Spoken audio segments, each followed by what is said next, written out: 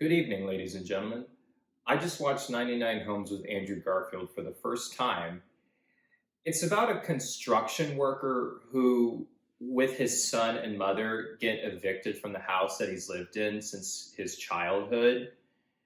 Um, and rather ironically, he ends up working for the very man, played by Michael Shannon, and the agency that evicted him in the first place so he could provide for his family. I watched it primarily because it dealt with something materialistic like real estate, something you and I want to own at some point in our lives.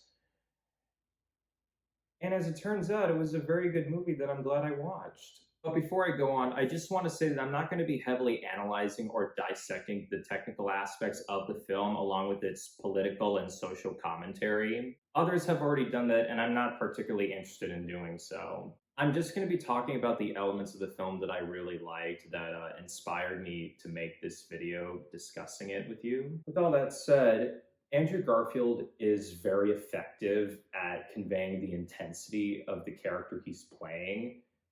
It's why, along with being Spider Man and starring in the Netflix film Tick Tick Boom, which he got an Oscar nomination for, he's one of the most popular actors of the generation. The scene that really stood out for me is when he's celebrating his son's birthday at the motel that he and his family have been living at ever since they got evicted.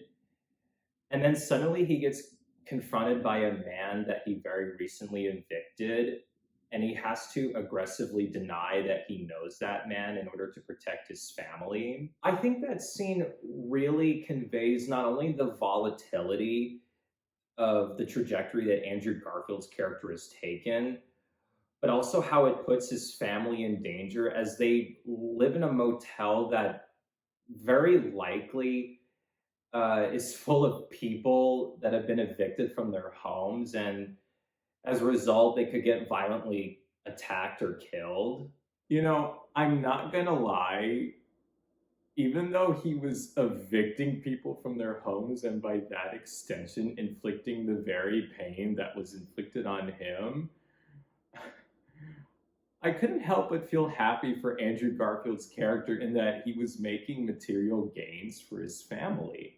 Again, it just goes to show you how effective Andrew Garfield is at conveying how caring and upstanding a father and son he is. Of course, all of that is rendered meaningless when his family not only rejects the new house that he's bought them, but they also cut and run from him when they find out he's been working for, well, yours truly.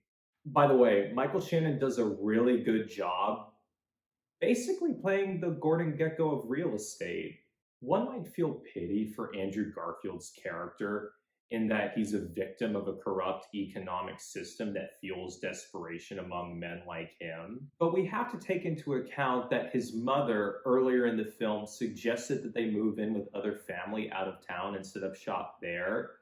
But he let his pride take control of the situation by insisting that he would somehow get the house back. And, well, look how that turned out, which I appreciate because otherwise it would have come off as too one dimensional and biased and therefore less interesting.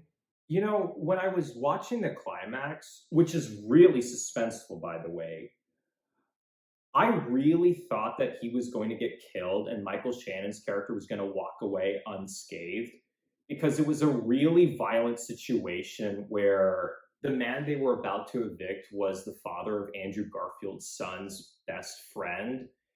And he was armed and ready to pull the trigger, basically putting his own family and himself at the risk of getting killed or badly injured. But ultimately, Andrew Garfield's character decides to take the fall for an illegal act that Michael Shannon's character perpetrated, where he forged documents to defeat a legal case against them that involved the father that I just mentioned. And if he won, it could have exposed Michael Shannon and the agency. Andrew Garfield did that so that way no one would get hurt or killed and he wouldn't have survivor's guilt of sorts going forward. Very dark and grounded stuff. Nevertheless, if you haven't seen 99 Homes, check it out. Like, comment, subscribe, donate to my Patreon if you feel compelled to do so. Thank you for watching, and good night.